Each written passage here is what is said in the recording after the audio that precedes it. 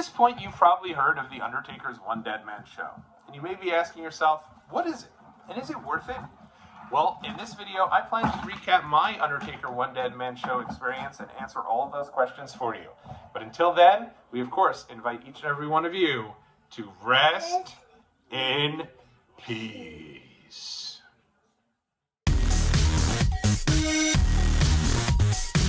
What's up, world? It's your boy Tommy on the spot for Watch Along Wrestling. Hopefully everyone is doing well and staying safe. Thanks so much for checking out the video here today. It is so great to be back here with each and every one of you. And you know, for me, it's crazy to think that we are already at the end of 2024. And so in the next coming weeks here, as we round out the year through the month of December, I thought it'd be fun to go back and recap some of my wrestling experiences throughout the year and go long form on a couple of them that I haven't yet had the opportunity to do so. One of those experiences is going to be my Summerslam trip, which took place earlier this year in Cleveland, Ohio. Probably my big wrestling trip of the year. I went to Cleveland with Randy and Alex and his Uncle Dave. Well, I guess Randy's Uncle Dave. We had just a ball. It was so much fun being out there for a few days. And one of the things that was going to be one of the premier experiences of this trip was not only SummerSlam, but it was the Undertaker's One Deadman show. Now, if you rewind back to Detroit in SummerSlam 2023, that's the first trip we all went on. And I know a big point of that trip for those guys was to go see the Undertaker's One Deadman show. Alex hosts a podcast all about the Undertaker. Randy is just a die-hard Undertaker fan and has been his whole life. So those guys were really hoping to get to a show together and be able to see the Deadman live. Unfortunately, Undertaker didn't do a show going into SummerSlam 2023, and I'm not sure why, because he really has done a One Deadman show in and around most of the big events for WWE, but didn't do one that year. And it was not announced that he was going to do one for SummerSlam 2024 until just a couple weeks out. And when it was announced, there was a lot of excitement because this was something we had been waiting on for a while.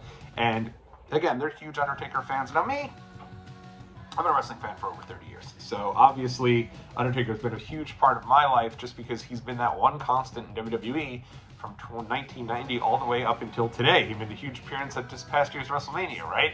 So I really wanted to get out to his show as well. And for me, I'm always looking to make the wrestling experience as much as it can possibly be when you're going on these wrestling trips. For me, you want to set yourself up with so much fun that if the event ends up sucking, it doesn't matter because you can look back fondly on the trip. And I love kind of the secondary wrestling experience, right? Like I went to the kickoff event for SummerSlam, and yeah, it was just in the parking lot outside of the arena, but that was a cool little extra tidbit that added something to our trip. At least I thought so. So when I found out that Undertaker was going to be doing his show, I was excited to try to get tickets for it. And they had also announced there were two other events they were going to be doing. It was going to be Undertaker's One Deadman show. It was going to be Sami Zayn and Friends do comedy, and it was going to be Damian Priest's live. I guess it was a live viewing of the 24 special they put together for him at a theater, and it was all three of these events were going to take place in the theater. So for me, you know, number one was Undertaker. I feel like if we needed a second one, I would have loved to have done the Damian Priest one. I think that would have been really cool to kind of see WWE 24 in a movie theater, and the idea that him and Rhea Ripley, and I believe Dominic also did a panel, and that event sounded like a lot of fun. They had that Gunther come and interrupt that, a nice hype piece, I think, for SummerSlam. But we ended up not doing that one. That one I think got kicked off on Friday afternoon rather. And then Sami Zayn and Friends was in the middle of the night. It was like right after SmackDown. So you had everyone running over from the SmackDown event. We went to the Indians, or I guess the Guardians game that night on the Friday night, and instead of SmackDown. And when we were leaving, you just saw everyone running from SmackDown over to that theater who was going to the Sami Zayn comedy show. Didn't do the Sami Zayn show. I think it would have been great to go. It just honestly was something that I think it was a little late for us.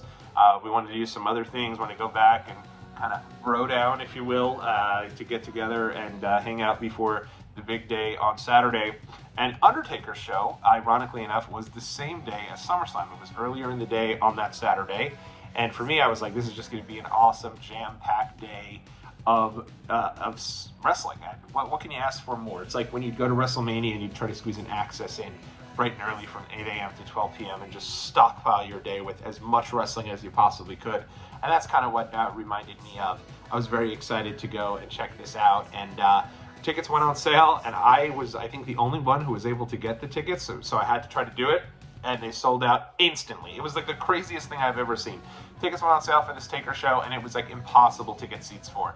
They were like, the second I'd click anything, they were sold out. Couldn't get any seats.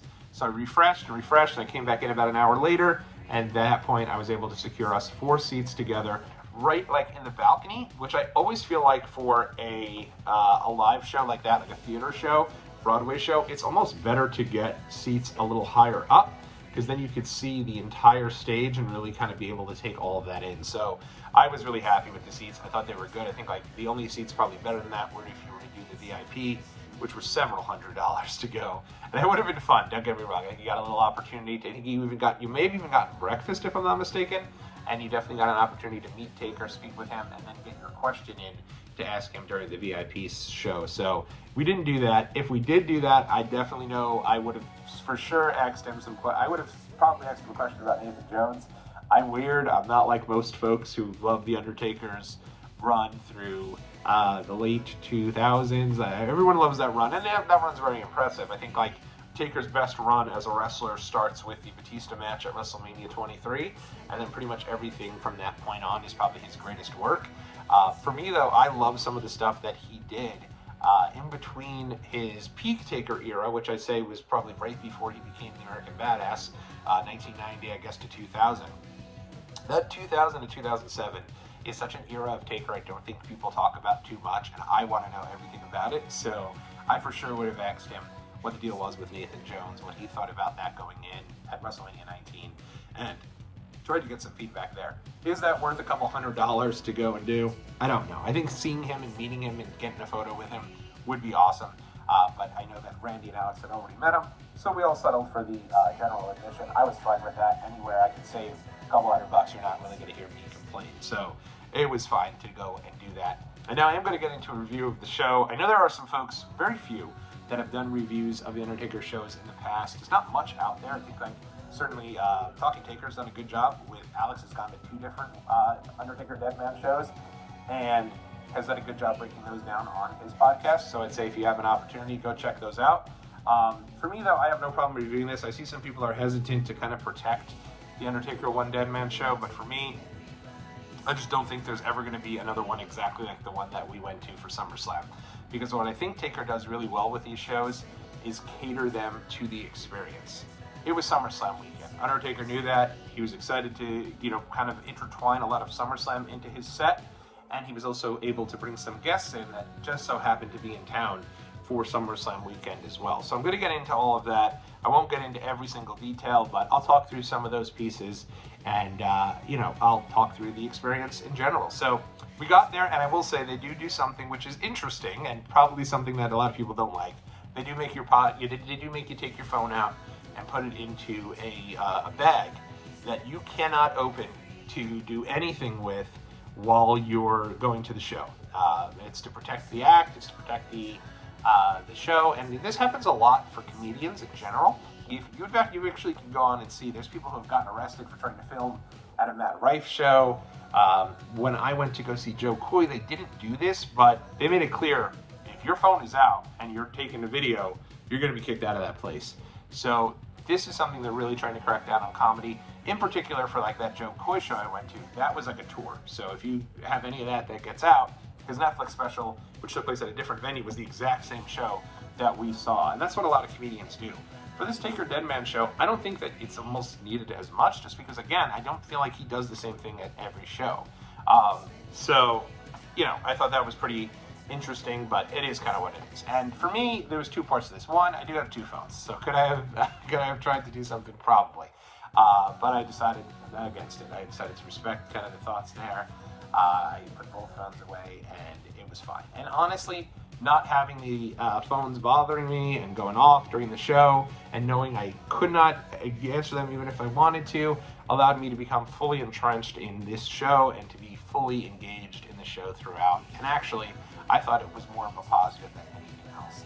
So I didn't think it was too bad. We got there, we got there real early. Randy is always great about trying to make sure we get there early, take everything in before the show, which I really do appreciate. And the show was supposed to start around 12 noon. It didn't really get going until around 12:30. But this wasn't so bad because by the time you were able to get in, we went to go check out the merch stand. They had some Undertaker Deadman show merch, but it was all very much stuff that had been out there. Like, it was the same shirts that were out there since the beginning of the Deadman show. I do think they'd be a benefit for them to at least throw something on there that shows the tour dates or something like that, so that you can really feel like it's catered to your experience. If you've been to an Undertaker Deadman show and now you've been there a second or third time, you've already most likely have those shirts, and so I do think they're cutting themselves short by not having those available and really catering that to the experience. It would have been really cool to have something that said like Undertaker What Deadman Show, SummerSlam Week, something like that. That would have been nice, but instead it was just the same shirt that was really available since Taker launched these in 2022. So I didn't get any merch there. They did also have a program for the Deadman show, which was cool, but again, it was just catered to the entire Deadman show. Just a program filled with like different glossy photos, different things like that. Alex and Randy got their, each one of them got a program. I didn't get one just because I didn't, for me, I just felt like it was just photos you've seen, but it was pretty cool. It's good to thumb through and certainly a good experience. And then for the two of them who are big diehard Taker fans, I do think they needed it. So it's good to them for their collection. From there, we went in and they had some wrestling-themed drinks. Sign me up. I am not a huge cocktail guy. I'm not a huge alcohol guy, I guess. I certainly enjoy beers from time to time, but I don't usually have like your mixed drinks or your hard stuff. But if you're going to have some wrestling-themed beverages there, especially with a little soda mixed in, awesome. Can't ask for anything better than that. So I knocked down a few of those. And also the idea, it felt like the type of event where, hey, you want to get a little sauced beforehand. I think, like, you know, Undertaker throughout his show is banging back the whiskey. He has a little part of his show where every time something comes up that's a little silly or a little, I guess, raunchy, they play a little tune that I'm sure everybody knows. I don't even want to think, I'm not sure what the song was. I'm sure it's a very famous song. They played a little part of it. I think it was George Thorogood. I could be completely off on that. I am very badly exposed when it comes to classic music. But they played that little bit of it, and then he'd go over and take a swig. So getting a little sauced before Taker got out there, I thought was cool, and it was fun. It was good to, you know, kind of a 5 p.m. somewhere moment, and it felt great. It was literally SummerSlam Saturday. Everyone was in a great mood. You're there with a ton of wrestling fans who are all there to utilize this sort of as the SummerSlam pre-show for themselves. I'm pretty sure most folks are maybe going to get a bite afterwards or just heading straight to the arena and taking all of it in right there at Cleveland Browns Stadium. So it was great, and it was just such a cool vibe taking all of that in. They had a big screen at the same time playing actually video pictures of what was in the program. So that was cool little piece to get yourself hyped. And then finally out came the main man himself, Mr. Undertaker. Came out to Kid Rock, and when he came out, everybody was just pumped up. People were so excited, and it was surreal. You know, I think part of the ordeal is this guy has been quiet for so long.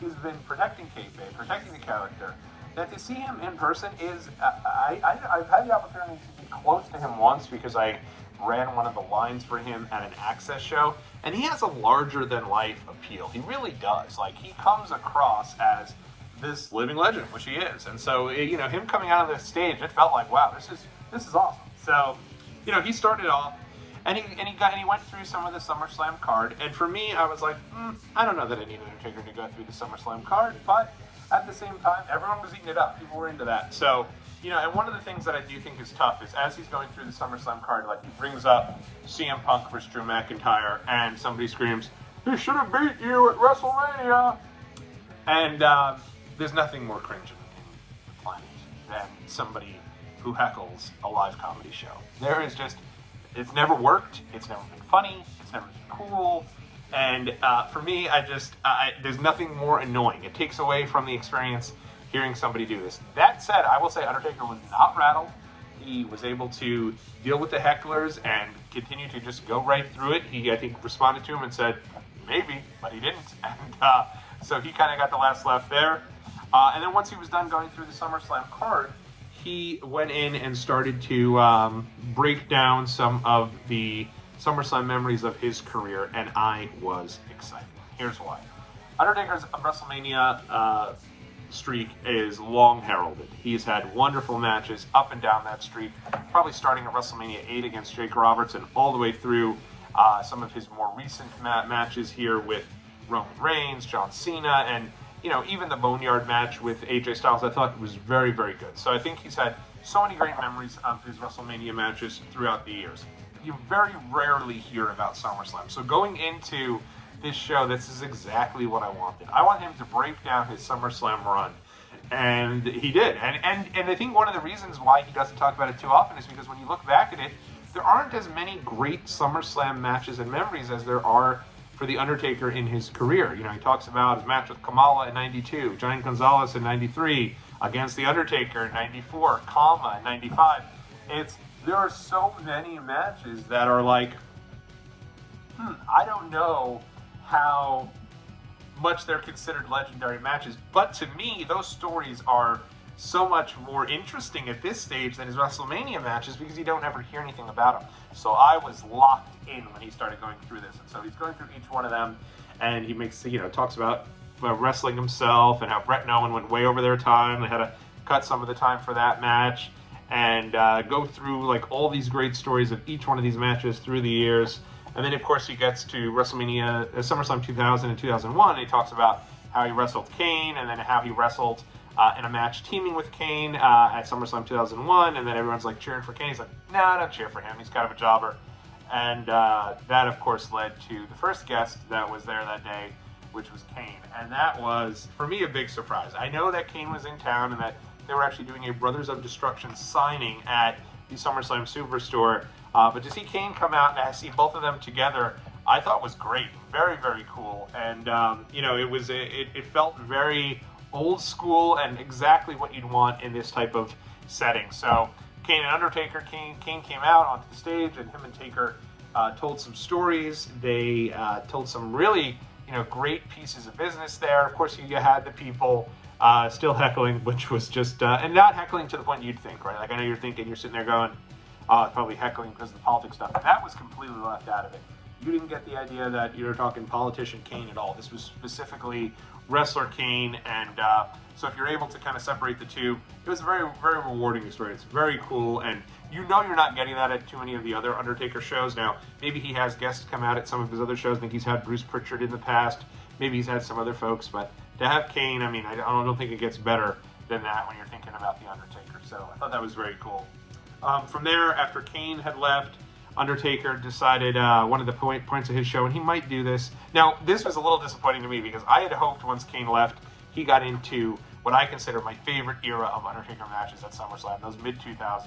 He unfortunately stopped, but I would have loved to hear him talk about his match with Test, talk about his match with A-Train, talk about his match with JBL. The 2002 to 2007, there's some fun Undertaker matches at SummerSlam that may not be classics, but I would have loved to hear him get into. Unfortunately, he didn't get into any of those matches. Then he moved to the next portion of his program where he decided to bring fans on stage to do an imitation contest. Now, I will say, this went very well from an entertainment standpoint. But when he was bringing fans up there to do imitations, I was like, man, I don't know why you're doing this take. We don't need to hear story. We don't need to see imitations. Like, why are we doing this? And I think one of the things was if you had won, you'd get to go backstage with him afterwards and get a program signed. If you got second place, you'd be able to take a swig of Jack Daniels with him, have a shot on the stage with him. I would have crippled from within, but I would have been happy to do it. Because I don't like Jack Daniels very much, but I would have been thrilled to have a shot with The Undertaker, so I would have taken one for the team. And then after that, third place, I think you just got like a One Deadman Show t-shirt. So everyone got a little something. So he brings these three guys up there, and I'm thinking this could be rough, right? If three people are bad, this is a waste of everyone's time. Brings the first guy up there, and the guy says he's going to do Stone Cold, and the other two guys are going to do Macho Man Randy Savage. And so if a guy gets up there, he does Stone Cold, and is amazing. He does one of the best Stone Colds you've ever heard. Sounds exactly like Stone Cold. The Undertaker gives you a scenario. Like, I think this was Stone Cold ordering a pizza, I want to say, or something to that extent.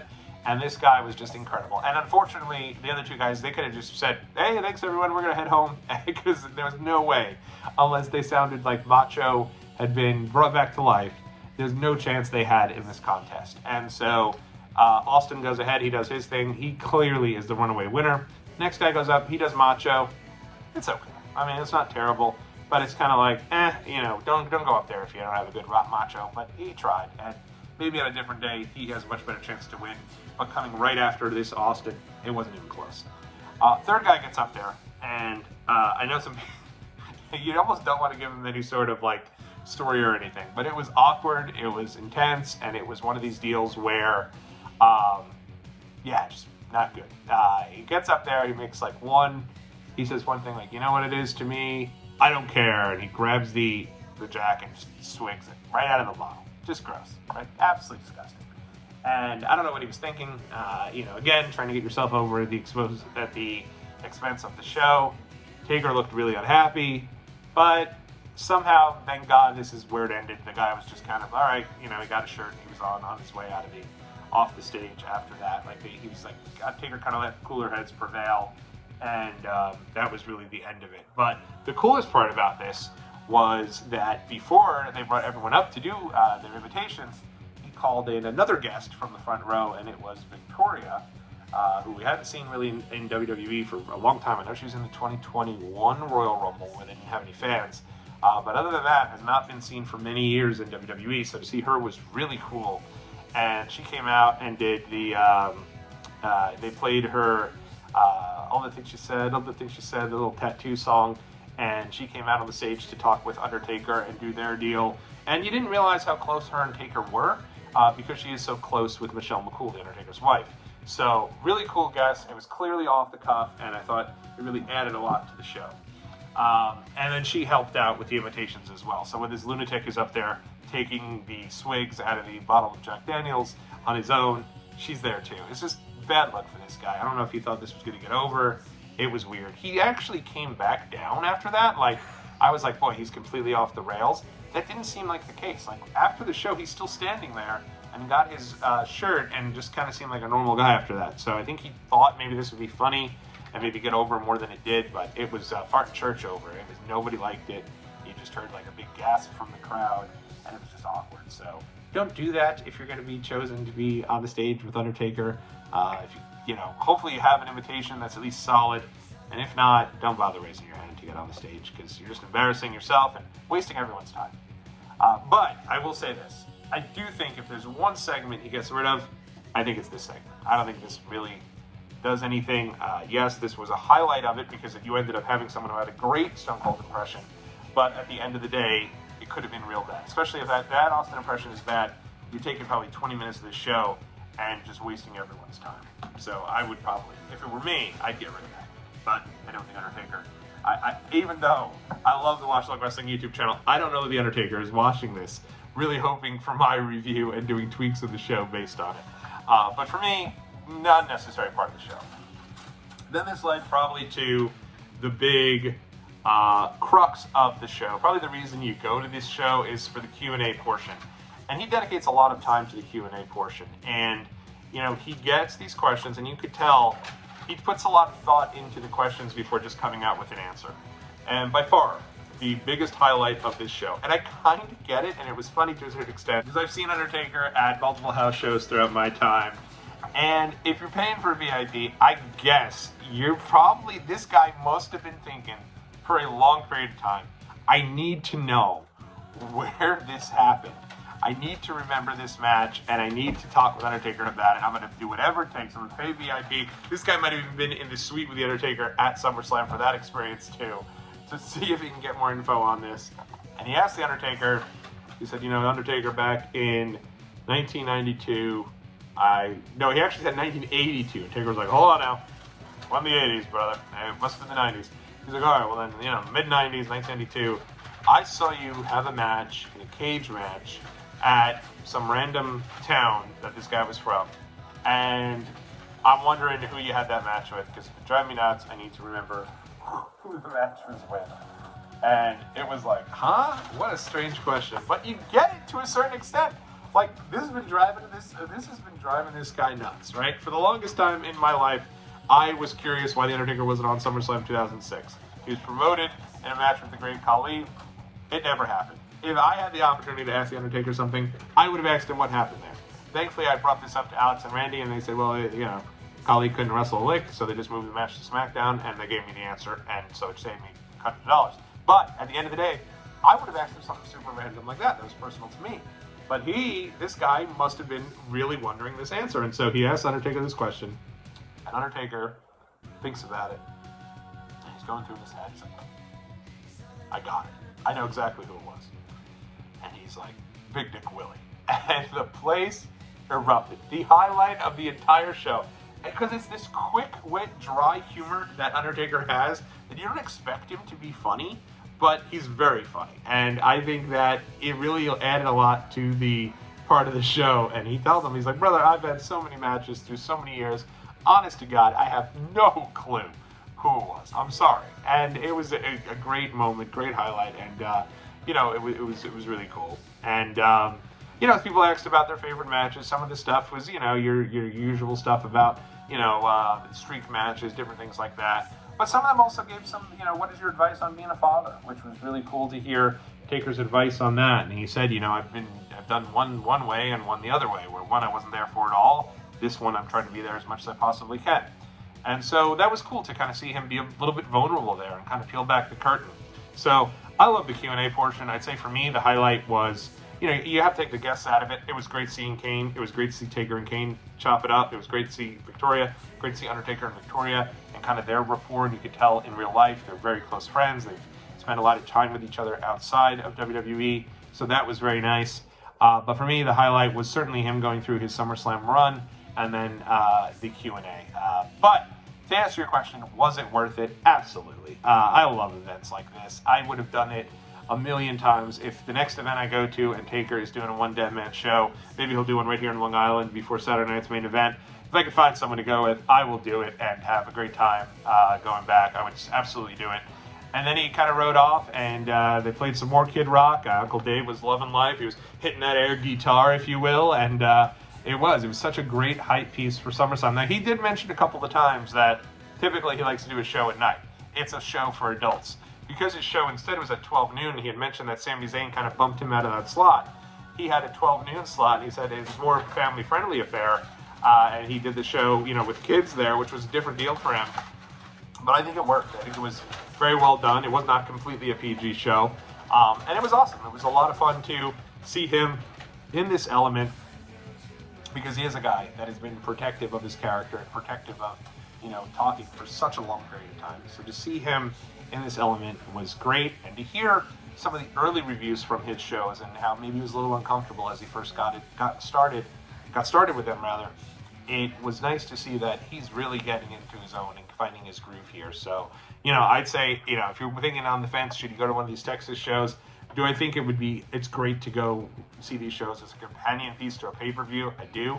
But I'd certainly see it as a standalone as well, and I think you couldn't go wrong with it. Certainly in Texas, a state that means so much to Taker, state he went into the Hall of Fame, state he wrestled at Cowboy Stadium there, AT&T Stadium, against my main man Shane McMahon, and then later on came back again after the Hall of Fame. I think you can't go wrong. I'd absolutely say you should go see it. If you have been to an Undertaker show, though, and feel differently, let me know in the comment section below, and I will go ahead and certainly love to hear what you have to say. Special shout out to my daughter, Dakota, who wanted to say hello at the start of this video. I hope you wish you rest in peace. That was fun, and until next time, everybody, we certainly do encourage you all to throw your dubs up. You want to throw your dubs up? Throw your dubs up, and we'll talk to you all again real soon in the next video. Until next time, take care, I guess.